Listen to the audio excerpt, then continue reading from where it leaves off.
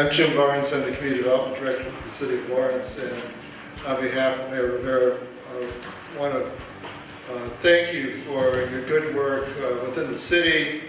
Thank you for coming out on a cold night to tell us and the Community Development Advisory Board in particular about your good work, and we look forward to continuing to work with all of you on into the future. Members of my staff who are here, Sue Fink and Kate King are in the audience here, and this is a way for Sue and Kate to get to know projects because, as many of you know, they're part of the group, along with Marisol, that monitor your projects. Also, you've all met Marisol Colon, who's staffing the sign-in reception. Marisol is the one who coordinates all this, who works with me in putting together the RFP, works along with me and Angie Gill on organizing the entire process. So I really want to thank Marisol for all her work. The Community Development Advisory Board is charged with advising the mayor on what projects to recommend and the amount of funding. Generally, I found that mayors accept 90% of an advisory board's recommendations. So their role is critical in this process because they understand what the community needs. They read your applications meticulously, and they'll be coming together next week to talk about them and evaluate them. And your presentations tonight are an important part of their getting to know you and your programs a little bit better. So we have tonight, going from the far side to the near side, Becky Janney. Becky. Next is Nancy Corrigan. Third, Marta Rentas. And lastly, Domingo Melendez. State Representative Moran was not able to make it tonight. We do expect Councilor Reyes and James Blanchford a little bit later. But rest assured, this is being filmed, so all the members of the advisory board have access to your presentation. And so it's an important, although short part of the entire process. Thank you all for being here. I'm going to serve as the timer and moderator. Each applicant has 3 minutes, and I'll ring the bell or in some way notify you when the 3 minutes are up. And 3 minutes is sufficient time for you to summarize your application or some part of it that you feel the advisory board should know about. After you make the presentation, your 3-minute pitch, members of the advisory board can ask you questions, and sometimes they do have some, often they don't. So don't take it as either negative or positive, but they have the opportunity to ask clarifying questions based on what they've seen in your application or based on your presentation. And we'll give them several minutes to ask questions and get answers from you. We're going to take you in the order of your application submitted. If someone is running late, Marisol, let me know. We'll try to slot the applicant who's running late into the next when they arrive. So we won't put a late arrival at the very end. So with that, let me get started here.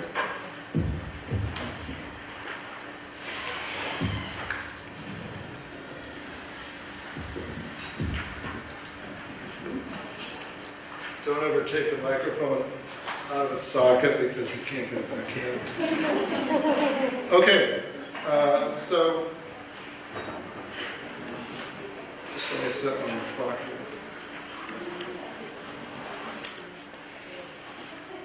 So the first applicant is the Keystone-Youth Leadership and College Planning Program by the Boys and Girls Club of Lawrence.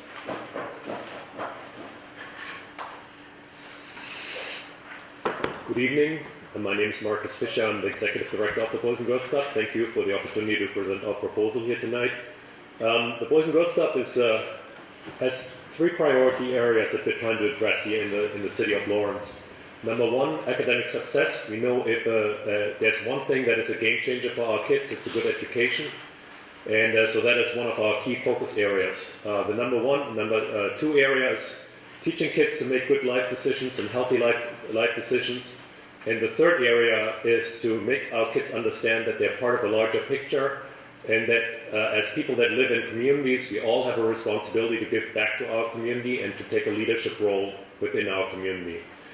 The proposed program that we're asking your support for addresses two out of those three areas. The Keystone program is a youth leadership program geared towards teenagers, high school age teenagers. There are three components to that.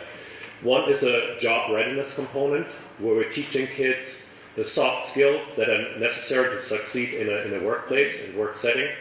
It teaches work readiness skills in the sense of putting a resume together, interviewing skills, workplace etiquette, all the things that you sort of need to have in place in order to succeed in a workplace.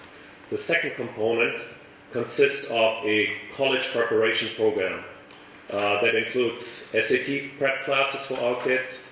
It includes assistance with essay writing, financial aid applications, FAFSA presentations, and also college tours. Most of our kids are first generation considering college education, and it's not necessarily a lot of support and know-how as part of their family available. And so that's where we're stepping into the fold, and we're assisting those kids to walk them through the college application process. The third component is the leadership component and the community service component. Like I said, we want our kids to understand that they are part of a larger picture and that they, as members of our community, have a responsibility to participate in a positive and meaningful way. So the Keystone program will allow and give opportunities to our kids in various ways to participate in community service projects inside the club as well as outside of the club. Just to give you an example, a very important example, our supper program, we're serving over 300 suppers every night. And this is a very work-intensive program and resource-intensive program. We couldn't do that without the help of those youth leaders who are every night helping prepare the meals, serve the meals, and clean up. And without their help, we wouldn't be able to do that. But that's just one example of in-house service. There are many other service projects that our kids will participate in. The elderly population, community cleanups, and other things. So again, my time is up. We're asking for your support. It would be greatly appreciated. We'll be serving about up to 50 teenagers through that program. Do you have any questions? I have a question, Clive. Yeah. First of all, I think we all agree that the Boys and Girls Club does a wonderful job with the kids in the city. Thank you. And it has for many, many years. Are there, when you say it's going to be for 30 to 50 kids, is there more, because so many kids that go there, are there more than that want to get into the program, and you need to select a certain group of people? Yeah, so the membership in this program requires extensive community service, 100 hours of community service. And so while some kids would like to join, they cannot necessarily make the commitment of those 100 service hours. So that kind of limits the number of kids that we can take into this program. And what do they do for community service? What types of programs? Like I said, it might be it's a wide variety of things. There might be specific projects that they're involved in outside of the community. For example, we had a social meeting program for nursing home patients, for example, where kids were actually meeting on a regular basis with nursing home elders. We had community cleanup projects that our kids were involved in. We had food drives that they organized, and it's all steered by the teens themselves. They're organizing that. They have a leadership structure that they're utilizing that gets them involved and organizing. So it's programs that come out of the Boys and Girls Club? Yes. Okay. Thank you. Any other questions? Great, thank you All very right. much. Thank you.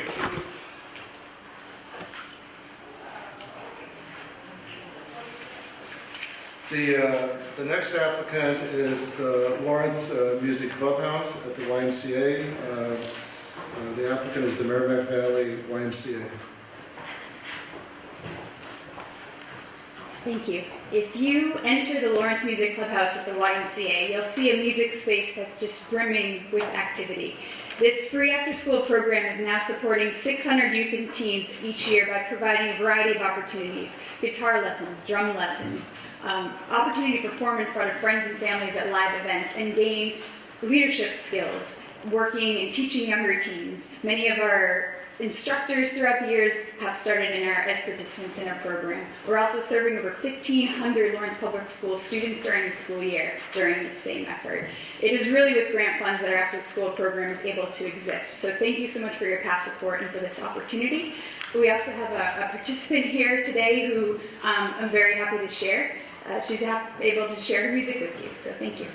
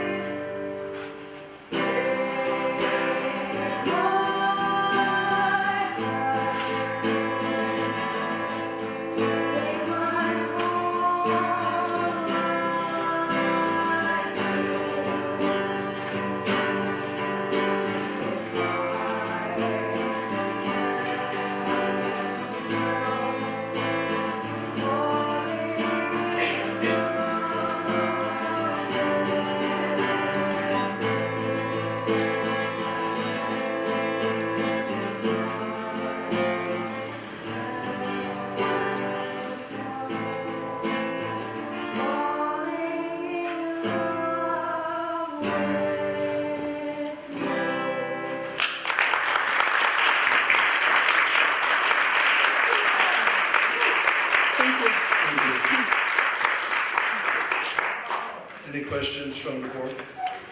I have a question. How long has she been in the program? When? About 4 years. Oh, very good. Thank you very much. Thank you.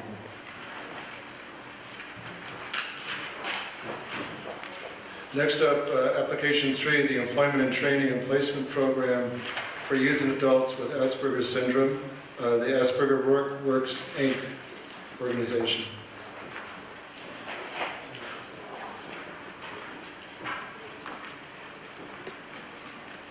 Good evening. My name is Eva Rychik, and I'm the proud mother of Asperger Works Executive Director Daniel Rychik. At this very moment, a child is born with Asperger syndrome in Lawrence. Do you ever wonder what the future holds for such a child? First, let me tell you about Asperger's. Asperger's is characterized by difficulties with communication. Aspies have trouble reading body language and other social cues. Some have problems with eye contact, voice modulation, shaking hands, expressing themselves verbally, processing language, and they may appear clumsy and uncoordinated. However, they are highly intelligent, intensely focused, excruciatingly honest, and pay great attention to detail to the annoyance of others because their minds, there's minimum room for error. Now put yourself in the shoes of an Aspie like Daniel. Even as a child, you're aware that you're different from others, but you don't know why. No one knows how to help you, so it's decided that you have learning disabilities. When your parents agreed to enroll you in the 766 program because you need occupational therapy, you become labeled SPED. The other students you are now target for bullying because you are SPED, an inferior being. And guess what? You are still not receiving occupational therapy. And that is until your parents threaten to go to court, and all the while, you don't complain, but face the world with quiet dignity and a smile on your face. You graduate, you go to college, and you try to get a job, which is difficult for a person like you. Finally, when you're over 30, you find out that you have AS, and suddenly you understand everything. So when you still can't get a good job, you go back to school, earn your MA, and decide to start a nonprofit to help other Aspies like you. Please understand that just because today there is a greater awareness of autism spectrum disorder, of which Asperger's is one, there's still very limited appropriate employment available for that 1 in 68 child with autism who graduates or ages out of high school. This is just one problem that Asperger Works wants to change through providing job coaching, mentoring, and employer training. Supporting Asperger Works is a win-win for everyone. Gainfully employed persons with AS no longer require public assistance and are able to buoy the economy of a city like Lawrence. Please aid us in achieving our goal to help put Aspies to work.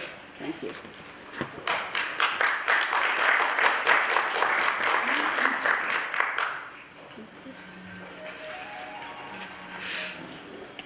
Any questions? Yes, how many people do you know about this situation? We estimate that in Lawrence right now there are over 300 people who would need our services. And initially we are hoping that we will be able to provide at least 20 people with services. Do you meet with them all the time, or? We have not started yet because we're still building up our money. But we estimate that a mentor would be meeting about 3 times a week with a person who needs help and would be on call in case there's a problem at the place of employment. So we can't really say how many hours or how many days because initially we think that, like the mentoring part would be like an hour a day, but then you all have the other component of talking with the employers if there's a problem and representing the needs of the person. They will also be going, when the person goes for a job interview, the mentor, we call it mentor job / job coach, would go on the for the interview. And as I said, if there's a problem arises at the workplace, then the mentor / job coach would be on call to go there and put out the fire. Welcome. I have just a quick question. Yes. I don't mean to put you on the spot if you don't know the answer. Okay. Does Asperger's fall under ADA disability for work requirements? Americans with Disabilities Act? Yeah. I'm the executive director, and I actually went to a meeting that last night dealing with ADA, and it is covered. But trying to get help through the ADA, as you all know, is quite tough. Especially for adults. Yes. And there's also issues right now where last year or the year before they voted, I don't know whether it was, what's the big book that the psychologist? Oh, the DSM, Yeah, the new DSM got rid of the Asperger diagnosis, is now all lumped into autism spectrum disorder. Yeah, and that's a game changer for a lot of stuff on Beacon Hill too. Yes. So it's a big headache. Big. Yes. How many mentors or job coaches do you plan on hiring initially? It all depends on finances. But our hope is that by the end of the first year we will have 5. But it all depends on money. Yeah. Yeah. Great. Thank you.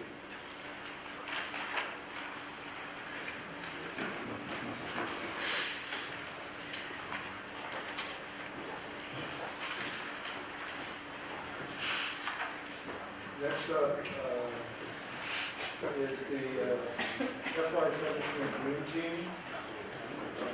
The applicant,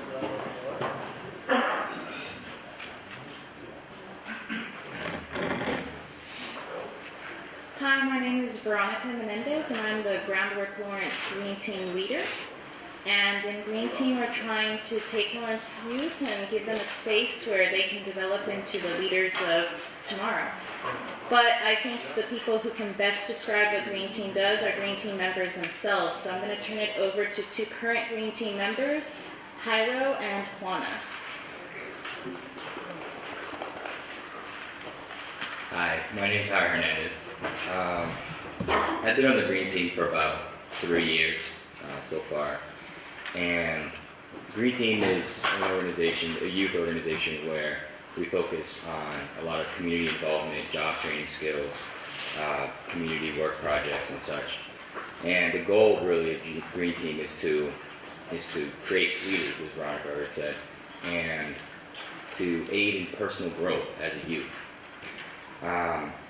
Personally, as a Green Team member, I believe that Groundwork has laid a huge foundation for my personal growth. Groundwork has given me so many opportunities to go out to national parks, to involve myself in the community that I never thought I would before, to attend events that I, never heard of. Spicker or cleanup, one of them, This is just one of the events that I've been to, Earth Day cleanup, and just last year or last summer, I was at Yellowstone National Park. I worked at the YCC, and I wouldn't have that opportunity to work with the Yellowstone Youth Conservation Corps if it wasn't for Green Team and setting up that connection and being there. Green Team has really helped me develop as a person. It has helped me develop to be a more mature person. It's helped me to be more well-spoken. And Green Team has also provided me with some of the most funnest experiences in my life. I believe that a lot of the youth in Green Team, not just me, also feel the same way. And I'm sure that my convoys right here, Juana Lopez, also feels the same way. So I'll turn it to her now. Thank you, Jairo. Hi, my name is Juana Lopez, and I'm part of the Green Team. Being in the Green Team is a great experience because it lets youth members like myself being able to help the community and also get a job that we never thought doing. The Green Team has 3 parts: so fresh, so connected, and so green. So green is the ability for teens my age to be able to renew abandoned places and create them into parks and places for the community to get together. So fresh is a place for teens to also build and create vegetables in our local gardens and sell them and harvest them in our local farmers market. So connected is a part where teens are able to talk to kids younger than us and tell them how to help the community, and also are able to help bread and roses. These things are really important because it helps us become the leaders of the future and make everybody, the adults, know that they're able to know that, to be reassured that we're going to be the leaders to come for tomorrow. And also great idea is that we're able to not only help the community, we're able to go across the country to Shenandoah Park, to Yellowstone National Park, to go to many other places to talk to conferences and talk about how to help the community and make it into a better place. And it also makes us into the leaders by learning how to do communicating skills, how to collaborate with other people, how to become independent and also be dependable, and to make Lawrence into a better place. And that's our goal. And it also helps us, as myself, to know that I want to become into a better person, and I am able to. When I was younger, I've always wanted to be a chef, and being in the Green Team and part of So Fresh helped me become able to know that not only do I want to deliver fresh and local food, I want to be able to give people and reassure them that where the food is coming from is from a great place. Thank you. Great. Very good. Thank you. Any questions? Any questions? About how many youth do you serve every Sunday? Over the summer we serve 30 youth, and then during our academic year, September through June, it can be anywhere from 10 to 20. So probably 50 in total. Any more questions? No, very good. Hey boy, you have a nice voice. So. Thank you very much. I think my mic is off, but, so I'll try to. So the next application is the Summer 2016 Urban Adventures. And the applicant is also Grounded Kona.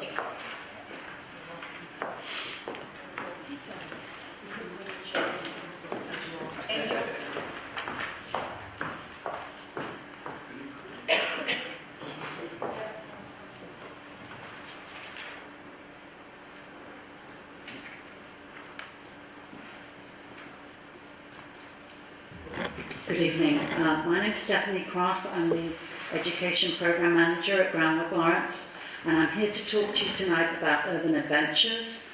Groundwork Lawrence has been involved with Urban Adventures since 2011. It's a summer program that we provide for children in Lawrence during the summer months, mainly July through August, to provide continuity in learning for them in terms of their language skills, social emotional skills, and we basically run different programs at different locations, but we provide structure for these children during that time. This year we're proposing to run 2 programs, one in partnership with the Boys and Girls Club, who were here earlier, and also with the YMCA. The Urban Adventure program at the Boys and Girls Club is also being sponsored by the Department of Education and Elementary and Secondary Education, and They are giving us intensive training on how to implement a service learning project at the Boys and Girls Club. And one of the things that we would like to do with students there is do a specific project that will benefit the community. And during our teaching at Groundwork Lawrence, we're doing enrichment programs in the schools. We're running a recycling unit right now. We're finding that there's a lot of enthusiasm amongst students in Lawrence for learning about recycling and waste in their city, and it's something they're very passionate about. And so we intend to use this time in the summer at the Boys and Girls Club to work with, I think it's going to be about 60 students, for them to figure out what can they do in terms of recycling and waste and address a problem in the city that they can themselves solve.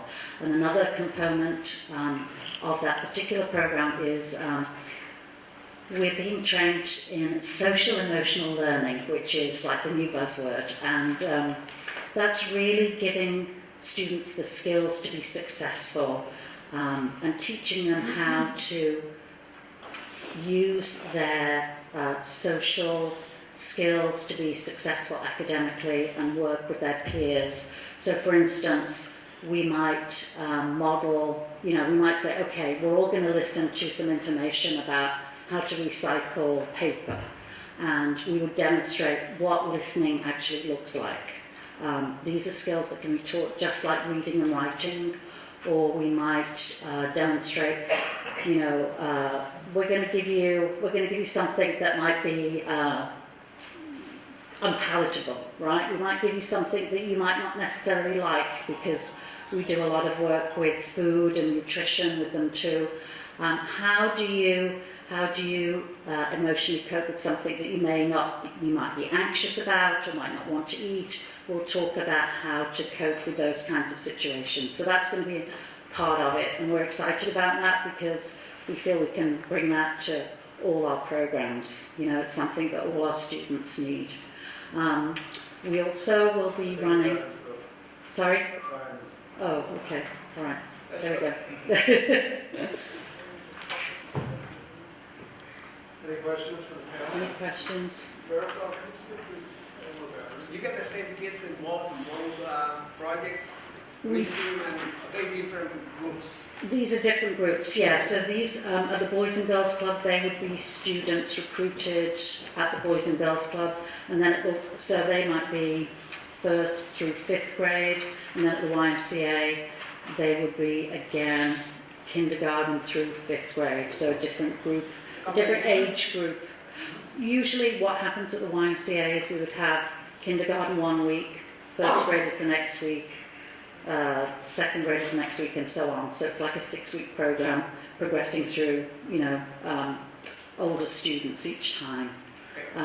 Yeah, whereas I think the Boys and Girls Club, we're going to run like 4 classes at the same time between 1st and 5th grade.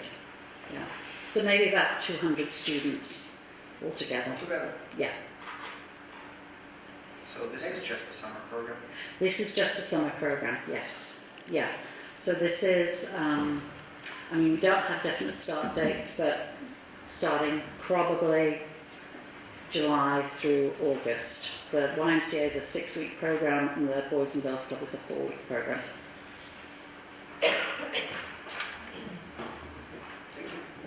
Thank you. Great, thank you. Next up is the after-school art classes, the Essex Art Center.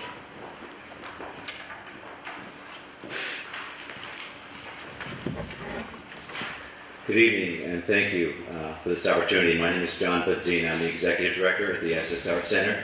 Our mission is to encourage people to express themselves with art, to make the creation and appreciation of art accessible to all. The application we filed for you tonight is in regards to our after-school education program, which will serve over 200 Lawrence youth through the duration of the program. Essex Art Center is the only Lawrence organization that focuses exclusively on art. When students enter our doors, they're greeted by 4 gallery spaces that feature local and regional artists. They're instantly given an example of what art can be. And before their first class begins, our teaching artists bring students back to the gallery for discussion about art. and how it will inspire and motivate them to begin their own creative journey. Class begins with an experienced teaching artist who creates a safe and nurturing environment in which to create. Projects are fun and they're hands-on, and they give students the ability to express themselves creatively and freely without judgment. There are no mistakes. One student, Daniela, shared, "I've learned that even mistakes turn out to be beautiful things." These are the kinds of life-changing experiences children can have at Essex Arts Center because of our safe and nurturing and creative environment. We also found a recent study about how art benefits student achievement, because we know that MCAS scores are very high on the agenda for the school district. It found that students with 4 years of arts programs have an increase in both verbal and math SAT scores. That statistic speaks directly to the efforts of the school district to increase MCAS scores and to help bring our schools out of receivership. But art provides additional social benefits to our students. Interacting with other students of different social and economic backgrounds helps children to learn tolerance and acceptance. Working together in a classroom, even on group projects, students can learn to develop leadership skills. One personal example of a success story is Patrick Guerrero, who you may know, who was with the family at El Taller. He started at Essex Arts Center when he was 8 years old.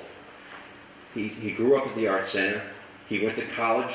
He actually returned and had his own exhibit with Kate Delaney last year at the Essex Arts Center, and he continues to teach at Essex Arts Center in the summertime. So we have lots of examples of how art can transform lives, and we hope that you'll take that into your consideration. Thank you. Thank you. Questions from the panel? About how many students do you service? It will be, for this program, be over 200 Lawrence students. And it includes our 3 programs that include Sisukwede, Tarbuck School, and the community charter school that come to our school once a week during the semesters. Okay, thank you. Thank you. Application number 7, Alleviate Hunger. The applicant is Food for the World, Inc.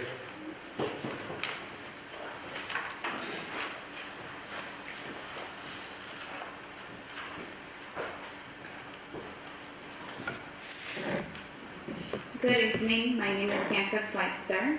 I'm representing Food for the World.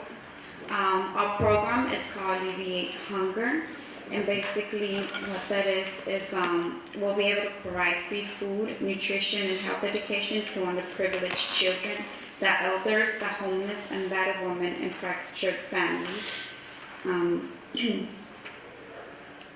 Our organization experience in the health promotion field is one of whose legacies all the way back to its founding in 1995.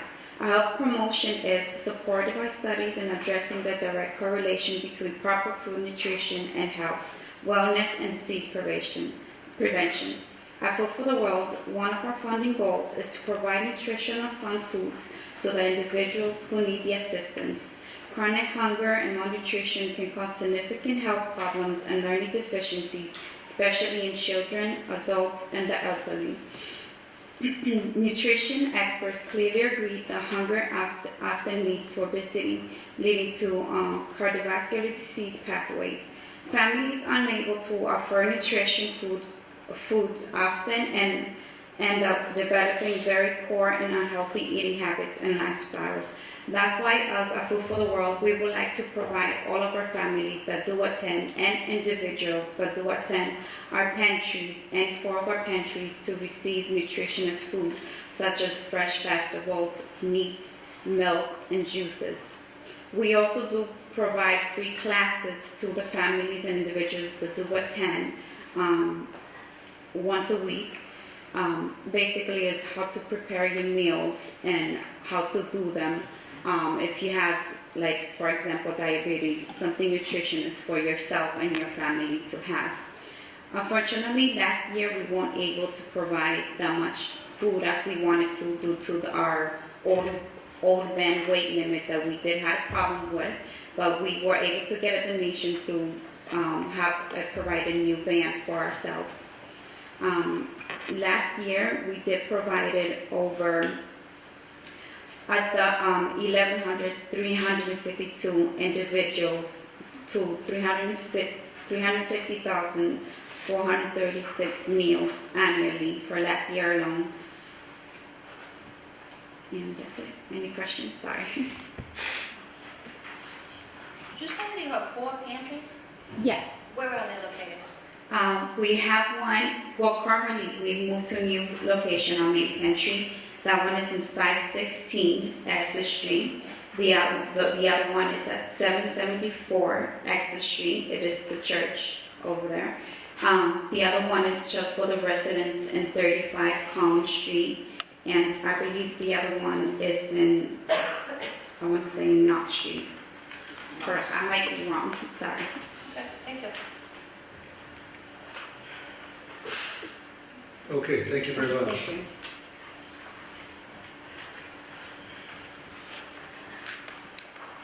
Application number 8, English as a second language. The applicant is Casa Dominicana.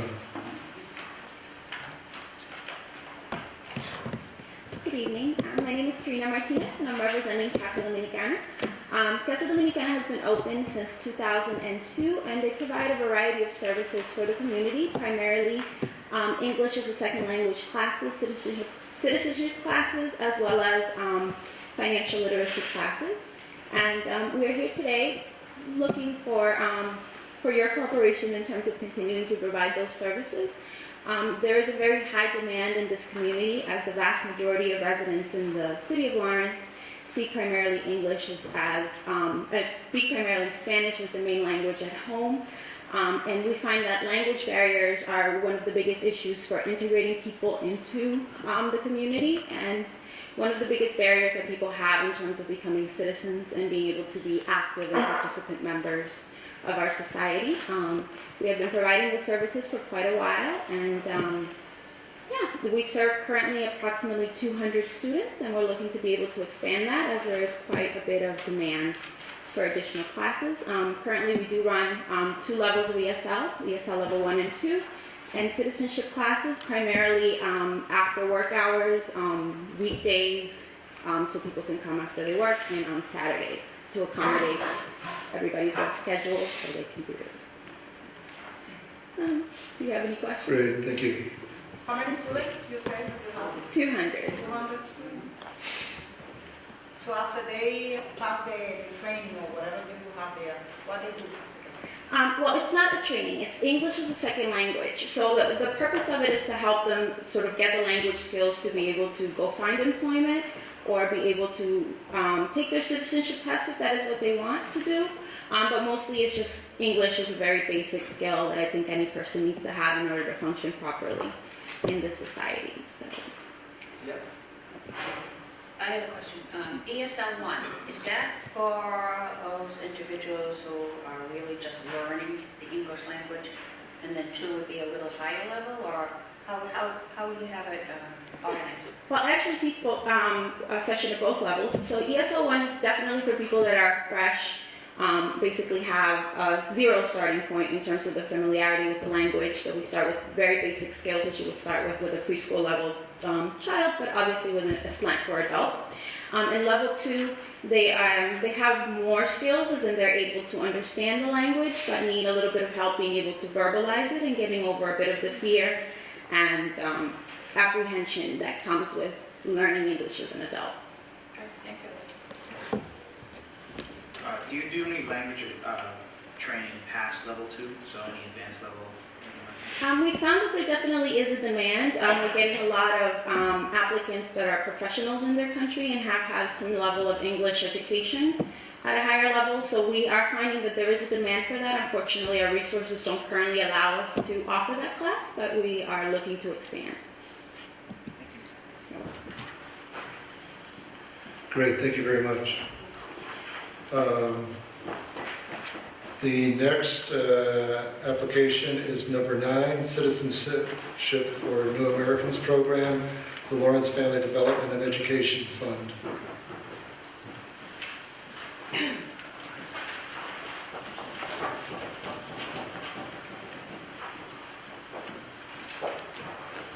Good evening, everyone. Thank you so much for allowing us to be here today. And also like to say thank you for the support that you have given us in the past. The Citizenship for the American program, we've been around for almost 20 years. At the Quintana Center, we provide support with ESL, citizenship, and citizenship application process. We, as well as Casa Dominicana, what we do is the ESL that we provide is from entry level 1-0 newcomers to ESL level 4. To be able to determine the level of each individual, we test them with the best test. That way we can provide each person to be in the correct classroom. We have noticed that ESL level 4, level 3, level 4, right now in the center, that's what we provide the most. We are lucky enough that what we do is we retain the students that come with us from the beginning, and they stay with us all the way to level 3, level 4. Excuse me, I'm having a little bit of, my throat is hurting me a little bit. And once they finish with the level 3, level 4, what we do is we refer them to continue with their education. They either go to NECO or Cambridge College and pursue a career or continue what they daycare provider or whatever they want to do in the future. But the main goal of the CNAP program is to provide enough English so they are able to file for their citizenship application. Once they're ready to provide for the application, what I do is I make sure that they go and enroll at the citizenship program, which is civic and history, American history.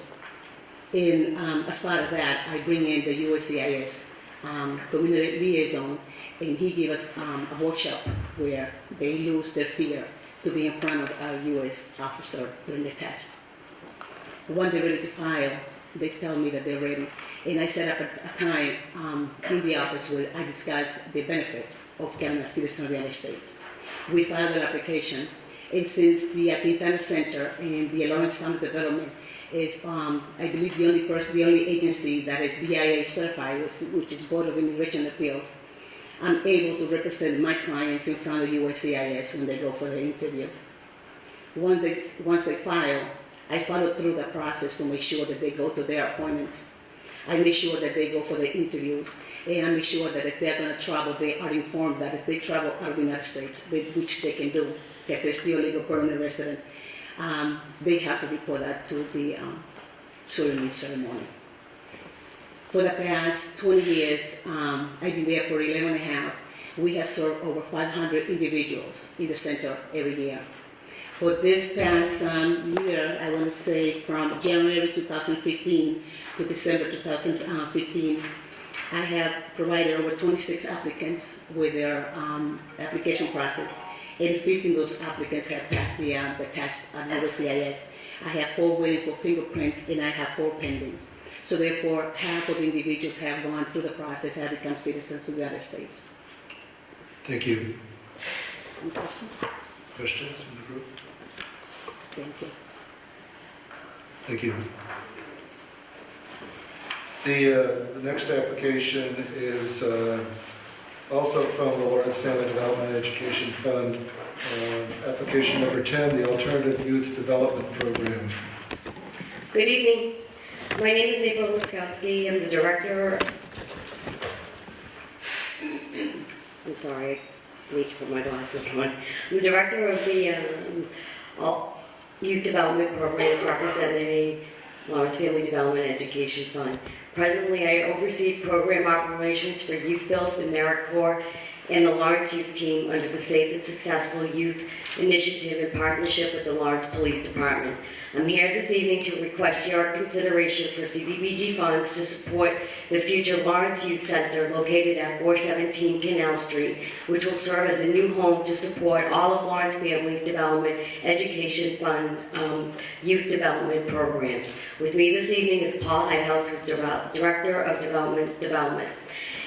In the fall of 2014, Lawrence Family Development took over the day-to-day operations of the Lawrence Youth Team under the Safe and Successful Youth Initiative, which serves young men between the ages of 17 and 24 years old, increasing Lawrence Family Development Education Fund delivery service to approximately 125 youth.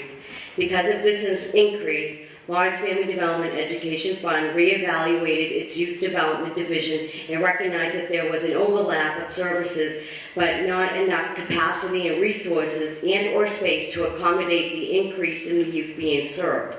Collectively, the Lawrence Family Development Education Fund Alternative Youth Development Programs provides a comprehensive approach to youth, community, and economic development for out-of-school and unemployed youth. Lawrence Family Development Education Fund is committed to addressing core issues facing low-income communities, especially in education, housing, jobs, and poverty. Primarily, the participants receive academic, vocational, and essential skills training, as well as comprehensive wraparound services, including case management, mental health services, and follow-up. In addition, participants have the opportunity to receive OSHA, CPR, first aid, pre-apprentice construction training, and de-leading ServSafe certifications, increasing their marketability, as well as career counseling, leadership development, life coaching, support, and postgraduate services and entrepreneurship training. Furthermore, participants share in the governance of their program, and develop leadership skills necessary to become effective community members. Also, participants are regular participants in the General Donovan Neighborhood Association and numerous faith-based organizations. They work collaboratively with neighbors and officials to discuss and develop strategies to address neighborhood issues.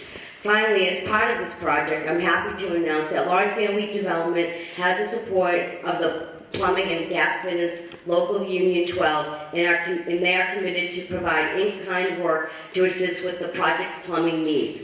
Also, Sherwin-Williams donated a substantial amount of paint to support the project and we are actively reaching out to other potential partners to assist.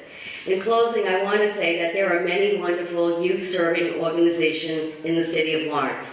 However, Lawrence Family Development Education Fund serves a very unique population that unfortunately contributes to a high percentage of issues that affect quality of life and public safety. The new Lawrence Youth Center will allow this unique population the opportunity to have a home they call their own and where they can grow and develop into positive and industrious young adults. Thank you. Thank you. Does anyone have any questions? I read this grant so thoroughly that I have so many questions on so many, so I'm glad I get the opportunity to ask. How many people do you have participating in this program? And is it like done like in segments throughout the year, or is it just ongoing, or how does it work? Over the course of the, well, we currently oversee 3 different programs. So we have a Youth Build program, an AmeriCorps program, and then we have this edition of the Lawrence Youth Team. So over the course of the year, on a regular basis, on the calendar year, we serve approximately 125 youth.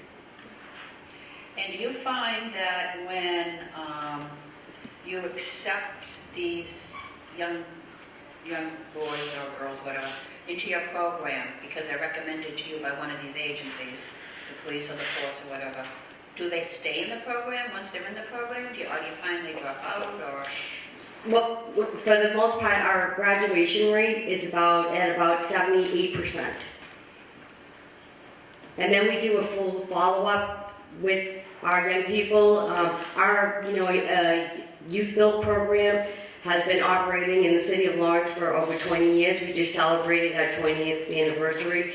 So I think that was one of the reasons why at the time that the Safe and Successful Youth Initiative program, which is a new program that Lawrence Family Development, we were asked to take over the management of that program, and that was approximately a little bit over a year ago. So it was really at that time when we took on that program that we increased our numbers to a substantial amount of young people that we were serving, that we had to take a look at services and how we were delivering services, and we realized that there was a lot of overlap in terms of the services that we provided, not only with our Youth Build program. So that would be education, vocational training. So we evaluated that and decided that what we needed to do was to consolidate all of these services and so that we could build capacity to make sure that there was a comprehensive program that we would give in all of our young people. thank you. You said that you're trying to provide vocational training, things like that. How much do you collaborate with the vocational school? We have collaborated with the Greater Lawrence Tech in the past. We did a pilot program with them, and it was a solar panel program, so we have worked with them in the past. Presently, we are also reaching out to working with different unions, so in looking at their apprenticeship programs. I mean, Youth Build, we provide a construction training, pre-apprentice construction training certificate, as well as we just started a pilot program for a culinary arts program. So we also provide ServSafe certifications, as well as OSHA and then some of the other certifications that go along with that. And as for this project, it says, I believe it was like 417 Canal Street? Yes. Where is that exactly? I don't know. Okay, it is the old Lawrence Plate and Glass building. Like, take a left at the plaza? Yeah. Okay. Great. And so that's the plan, to rehab the entire thing, cafe? Yes, we're gonna roll it out in we have like about 3 phases. So presently, we're in the process of demo and cleaning the building out. We just received, we have an architect who has just submitted, plans to us, certified plans. So now we're going to be going through the permit process to get, permits from the city, so that we can start construction. It's our plan that this March we will move our construction training program to a section of the building, and with that, then as we move forward, we're going to build out our classroom space with computer room. We have a full hub for our street workers and case management component of the program, which is, I believe, is really one of the key components of our program, is to be able to deliver all those wraparound services for the population, and then also to continue follow-up with them, because it's, sometimes they do disappear. That's only because, their crazy lives kind of like suck them back into some of that stuff. But I think because we have this strong street worker component of the program, all our street workers are matched up with a caseworker, so they're always being double teamed. We know how they can double team us, but we figured out how to double team them. So I think that's part of our strategy that really makes that work. And then once we do that, we hope that in probably, I think, look at the track in 2018, we're looking. So at this time, we're building capacity with regards to resources as well as funds. And employment-wise, how many people are generally employed by this program? Presently, because of the way it's education training, so we do provide unsubsidized employment to our youth. So presently, we have about 25 of our youth who we provide unsubsidized employment to. So they earn X amount of dollars. We have a core group of our young people who are actually working at the site. We are really creating that sense of ownership for them, because in terms of their investment, once they own it, they feel proud of their work. And so we find that to be very valuable. But as they're receiving this subsidized employment, we are also making sure that they're getting essential skills training, so that we can transition them into unsubsidized employment, as well as our Youth Build program. We have a requirement. We do direct services for 10 months. So with those direct services, and then so it's broken into 4 semesters, and so by the 3rd semester they're eligible to do internship. We have an internship to hire program, so we actively reach out to employers, and it's more or less a process. So they start off maybe with a job shadowing, and then they go into this internship to hire program. And we've had several of employers who, once they have a really good opportunity to work with a young person, to actually hire that young person, and we've had a lot of very good success. We've also been recognized by the Department of Labor and have done presentations with regards to that component of the program at a national conference. Great, thank you. Thank you.